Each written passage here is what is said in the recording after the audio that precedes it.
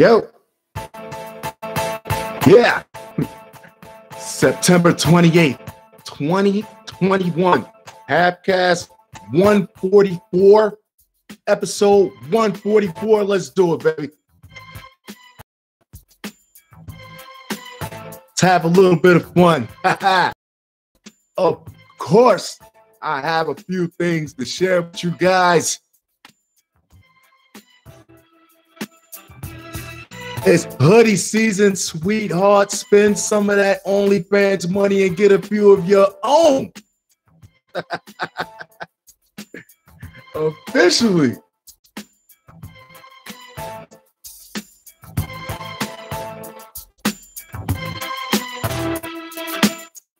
So, okay, so what I want to know this is because I'm looking at the real reason why Brian Laundrie's mom, Brian Laundrie, is is suspect number one. I don't know, like a few days ago, and that right there is already. I'm kind of livid over that alone. Just the fact that they can't even find this guy. But what I want to know is who called Dog the Bounty? Who called Dog the Bounty Hunter in on the case? I was trying to look, and I don't see where the family on either side of the guy or the girl called him in, and they said that he's throwing his hat in the ring. And they and I read this now, and it's like the real reason why Brian Laundrie's mom called police on Dog the Bounty Hunter. Like, yo, get away from. Who called you, man? And my personal question is, yo, can we get Walker, Texas Ranger, and send Dog the Bounty Hunter wherever the hell he came from? Why do we have to turn this now with him jumping into it? And honestly, I don't know how these things go. I'm an idiot. I joke. I would be grateful. I know the family will be grateful if whatever hand he can lend actually brings this guy to justice, or at least brings him in, figure out what really happened. But why Dog the Bounty Hunter? First off, okay. Here's how. Let's really get it off my chest. Brings in more media, where I feel like the media should have been in this guy's face before Dog the Bounty Hunter even came into the picture. Because yeah, if the media was in this guy's face, we wouldn't be asking where the hell is he at right now.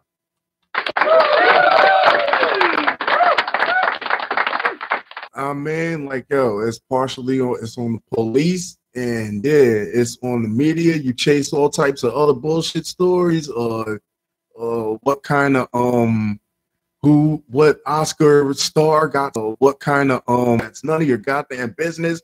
And this is what the media was supposed to be for, is to Laundrie's mother, Roberta Laundrie, reportedly called 911 Saturday after Dog the Bounty Hunter, whose real name is Dwayne Dog the Bounty Hunter Chapman, knocked on her door. In the Google, I Googled and all that, and Wikipedia says he's actually really a real bounty hunter, but I would rather have luck. Who cares? Never let the truth get in the way. The female Roberta called in on 911. The dispatcher said in new audio obtained by Fox News. The dispatcher said the caller referenced the male with, it's a shame they wouldn't speak with us.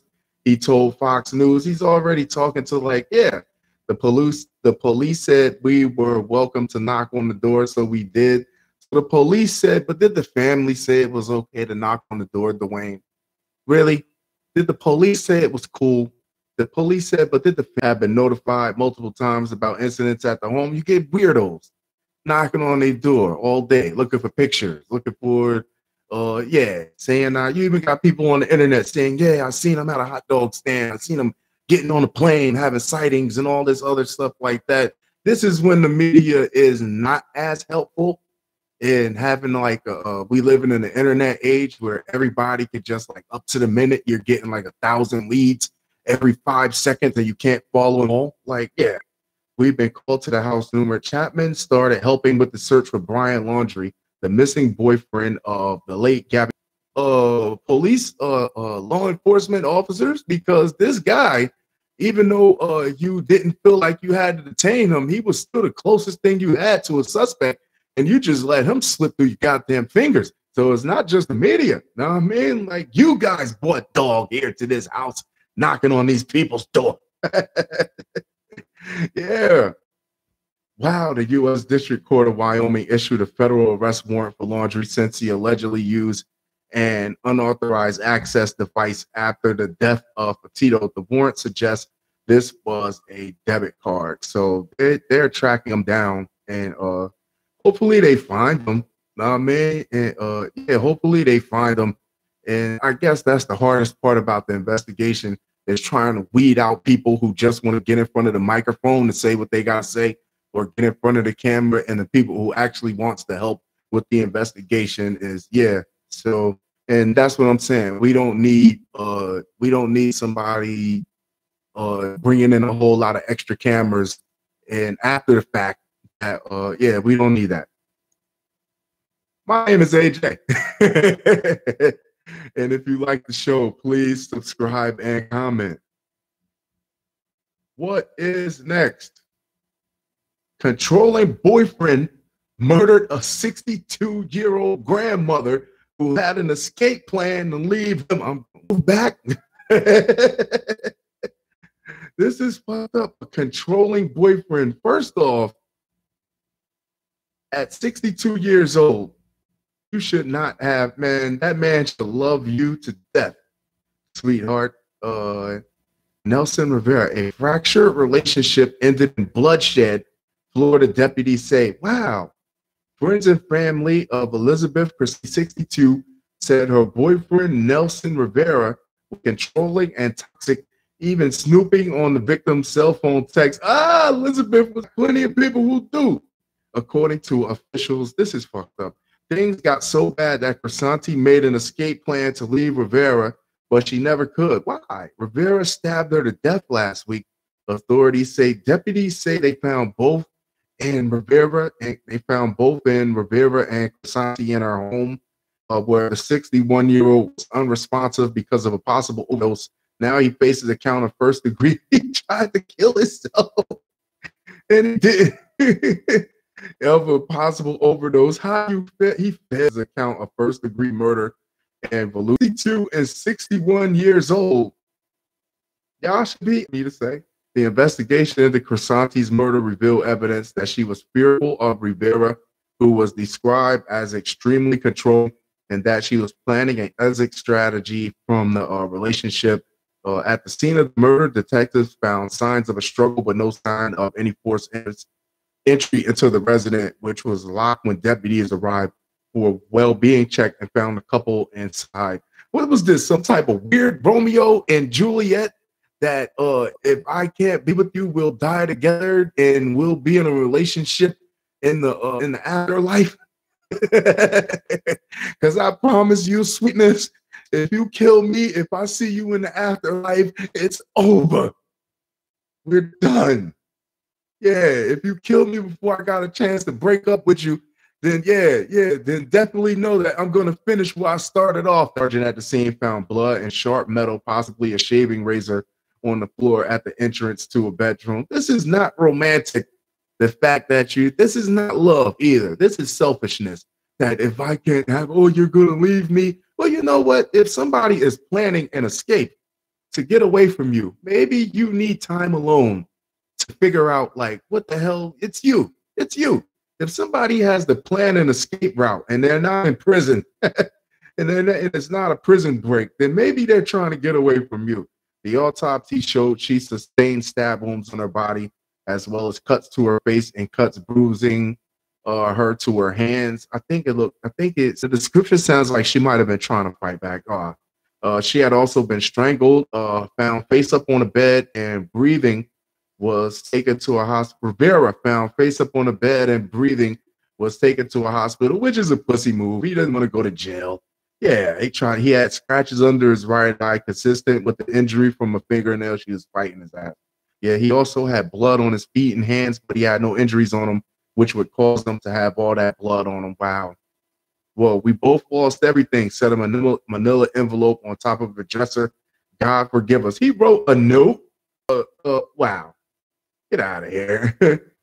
She also mentions an escape plan orchestrated with her two grandchildren. It would be the perfect escape plan is to go in the house, get your mom, get your grandma, get her clothes, whoop his old ass, kick his legs out from under him, and go on about your business and get that sweet lady out of that situation. Not knowing that somebody would actually be thinking to do that. That's wild. Other friends and families also gave similar accounts of a toxic relationship, again saying Cristanti deleted her text messages because Rivera checked her phone. Oh, one friend from Connecticut said that the 62-year-old woman told her if anything were to happen to her, Rivera, killed me. This is sad that this lady was basically crying for help and nobody stepped in to like get her out of there. Wow. Images of text messages were provided to Detective Wheeler from friends located in Connecticut. A review of the message clearly indicate a toxic relationship and controlling acts toward Chris. These are the type of relationships where at first women might think it's cute that he's a little possessive, and this is what's on the bottom of the iceberg. Yeah, you just see the iceberg at the bottom is something really, really, really messed up. He has control issues. He has control issues because he's lost every woman.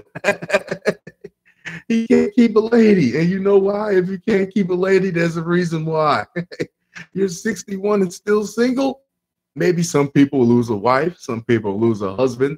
No, you're just alone because you're sick. Bank robbers, next story. Bank robbers stole $600,000 after kidnapping branch workers. They followed home with tracking devices. Whoa! A band of brazen bank robbers stole over $600,000 after following branch employees home with tracking devices. What type of tracking devices were these? Yeah, then kidnapping them and forcing them back to work to open the safes, prosecutor said. Wait a minute. First off, if you come and get me, I just got off work. So if you're going to come get me and make me come back and open up the bank under duress. Now, mind you, I'm doing this under duress. So I'm kidnapped now. Maybe, I don't know. Maybe you can slip about $15,000, $20,000. Maybe you could hook me up with a grievance fund. It's all FDIC insured anyway. You know, like maybe, you could give me a little bit of kickback. I'm not saying it's Stockholm syndrome. I'm just saying if I'm going to be a part of it, whether I like it or not, I might as well get a cut. Then kidnapping them and forcing them back to work to open the safes, prosecutor said. Travis Jackson, 37, Antonio Johnson, 44, and Shalundra Johnson, no relation to me. Please don't relate these people to me. 39 were convicted in June by a federal jury of 3 such robberies. On Monday, Jackson was sentenced to 45 years in prison. Jesus. Antonio Johnson was sentenced to 36 years and Shalundra Johnson to 11 and a half years. Whoa. Woo, yeah, president's numbers. Yeah. Messages left with attorneys for the 3 defendants were immediately returned. You know why? Because the messages are fuck. Yeah, those they can't be they're not worth reading. You already know what the messages were. Representative for the banks that were targeted didn't immediately respond to messages seeking comment. Prosecutors say the robbery spree began in the early morning hours of September 4th, 2018. So why were they still on trial for this shit after all this time? Yeah. It don't take much. And September 14th, 2018, when an employee of Trustmark Bank returned home from her second job and was confronted by a man. Oh, I'll be back. My feet hurt. Shower and a warm meal, and you telling me I got to go back to work, and you're not offering me a cut, motherfucker. He then forced her inside where she was zip tied and driven to the bank where the robbers made off with $73,400, according to court documents. Investigators say that Jackson's DNA was later recovered from the zip tie and used to bind the woman. 3 months later, prosecutors said the band used a tracking device follow an employee of the First Tennessee Bank to her home, where she was ambushed by a masked man armed with a gun. What are these tracking devices? This is what has me curious about this whole story. He then forced her into her car, where she was zip tied and driven to that branch. Are you putting like things on a car? It has to be a device on the car, right? On the vehicle. So first day you stake out, you go in the bank or whatever, and you find an employee, you find a teller that got a little bit of clout, and you find when she get off, you see what car he or she is getting into, and that's the car that you know. So yeah, you bug the car, you put a low jack or something on there, you put some type of tracking on it or something. That's what I would think. Or yeah, you put one of those little chips that you put on a dog or something to find a dog or a squirrel or something. Maybe. Yeah. Wow. That's kind of crafty. And others left the scene, and cell phone records placed both him and Antonio Johnson at the bank and the woman's home, investigators said. Then in April 2019, prosecutors say the group struck again using a tracking device placed when you get greedy, you get sloppy, you get caught. Placed by Shalundra Johnson to follow an employee at First South Financial Credit Union to her home. Armed men then forced their way in. They will not tell you what type of tracking device on the method they use. And then that's where you're going to get a lot more time. To the bank where they stole $425,000. Investigators said cell phone records, information taken from the tracking device, and evidence recovered from the defendant's residences connected them to the crime. Whoa, what, you took a child too? Like, I ain't got no babysitter, but bring him on. You don't have a car seat, he got to sit in your lap. Holy smokes, really? Woman arrested after being found naked in backseat of Jeep at Florida car dealership. And the whole time I read this top line earlier, I was like, what is this? Like a horrible LL Cool J video reenactment or whatever? That song, oh my God, that song was horrible. Now that I'm older. A Florida woman was arrested after a customer found her naked in the backseat of a Jeep. Let's swing an episode. Of course I had to sneak it in. I had to sneak it in there. Backseat of a Jeep Wrangler at a car dealership, according to police. 7-year-old Alexis King. Oh, the name. Not a woman that seemed distraught in trouble. They just threw her name out there. Alexis King was in the back of the Jeep without any clothes in the sales lot, according to the arrest report. What? How did you get in these cars? Like, yeah, a manager at the dealership told police he approached the Jeep and found King naked with their legs spread wide open. Whoa, wait a minute. According to the arrest report, a receptionist who was with them said she saw King pulling out her vagina. Wait, ma'am. I cannot take that as a down payment, but I might be able to put that down as interest. A receptionist who was with them said she saw King pulling out her vagina. What the hell is going on here? The manager told King to get dressed and exit the vehicle, after which she was seen leaving the dealership. The arrest report said another employee called law enforcement after a coworker told him a homeless woman was pleasuring herself inside of one of the vehicles. And for that, you gotta take at least about a good $2-3 grand off the lot value of that car. Because ew, oh, that's a picture of her. Wow. King was arrested, and she looks crazy, basically. She looks like, yeah, when you see raccoons look safe until you get up on them, and then you find out they got rabies. That's that look she's giving. King was arrested and charged with burglary of an unoccupied conveyance, criminal mischief, unlawful exposure of sexual organs, and giving a false name. She is being held in the Escambia County Jail with a $7,000 bond. How did she? What's the burglary? I guess burglary means you broke in.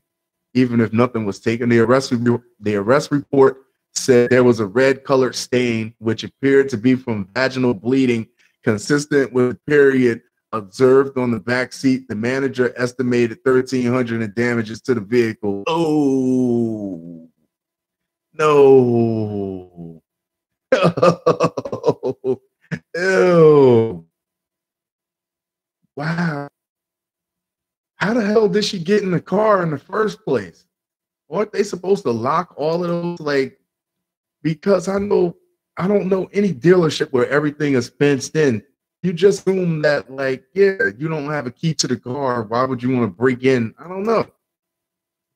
People do desperate things, I guess. What's next? When she was in character as Tinkerbell in a viral TikTok video, what type of deep-seated issues do you have that it has to be Tinkerbell? And the fantasies are supposed to be for the kids, you motherfuckers. Why? Sarah Daniels at Sarah Daniels TV on the platform was responding to a question from a viewer who asked, how many dads end up hitting on you because you're the character, as opposed to because you're an attractive woman? This would be a woman to divide the compliments. Just take a hatchet and splinter the compliments down like that. Because to me, in my man brain, means one and the same. I'm not gonna slip you my hotel keys though, because I might get escorted off the goddamn park for some type of harassment or soliciting. Like, yeah, that's a blank check that an employee could just say I did anything. Like, yeah, in a TikTok bio, Daniel says she's in record. I feel like the boots are going to be creeps and hit on you. They're going to hit on you whether you're a character or not. Fair enough. Daniel says in response, but there were many moments, especially as Tinkerbell, where I had married men, not on one occasion. This was really creepy. And me keys to their hotel room and tell me where they're staying. The former Disney cast member continues. Daniels is a TikToker with 50,000 followers, accumulating over 355,000 views in a matter of 5 days. Tinkerbell is one of her most popular videos, and I swear that demographic better not be men between the ages of 35 and 45. That would be so messed up. I would love to see the demographics of one of her videos.